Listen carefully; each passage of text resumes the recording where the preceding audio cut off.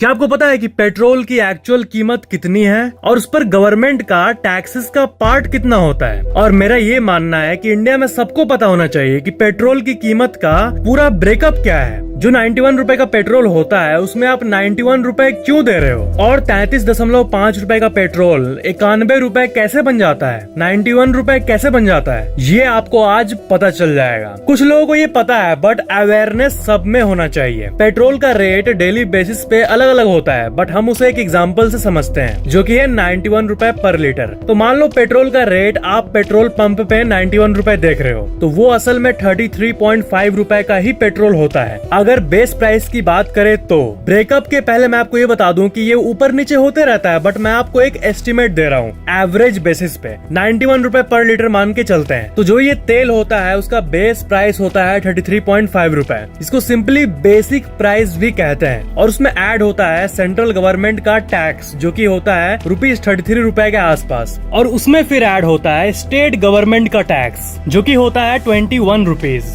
और फिर उसमें ऐड होता है पेट्रोल पंप ओनर का जो कमीशन होता है 3.5 रुपए के आसपास यूजुअली होता है, बट वो अलग अलग पेट्रोल पंप में अलग अलग ऊपर नीचे हो सकता है, बट एवरेज 3.5 रुपए होता है। मतलब पेट्रोल पंप का मालिक हर लीटर पेट्रोल पे 3 से 4 रुपए कमाता है। तो अब इन सब को अगर हम लोग टोटल करें ना तब आता है 91 रुपए। तो इसमें जैसा कि आप नोटिस कर सकते हो मेजोरिटी पार्ट तो ओनली टैक्सेस का बन जा रहा है, जैसा कि आप नोटिस कर रहे हो। पेट्रोल के इंक्रीज्ड प्राइस नहीं सॉरी पेट्रोल के इंक्रीज्ड टैक्सेस से गवर्नमेंट रेवेन्यू लॉसेस का मेकअप कर रही है। तो लोगों के मन में सबसे बड़ा कंफ्यूजन ये था कि क्या पेट्रोल इंडिया में लाने में प्राइस इंक्रीज हो रहा है, पेट्रोल का दाम ही बढ़ गया है, या फिर टैक्स इंक्रीज हुआ है? तो साफ साफ आंसर ये है कि टैक्सेस इंक्रीज होता है। एक्चुअली पेट्रोल का जो दाम है, जो बेस प्राइस है, उसमें थोड़ी उछाल आया है। तो ये था पेट्रोल का एक इंटरेस्टिंग सा ब्रेकअप। पेट्रोल के बारे में और एक इंटरेस्टिंग जानकारी मैं आपको दे दूं कि बहुत लोग मेरे से पूछते हैं कि पेट्रोल आखिर धरती में कितने साल और चलेगा। मतलब डेली इतना पेट्रोल यूज हो रहा है धरती पे, तो पेट्रोल तो लिमिटेड है ना। तो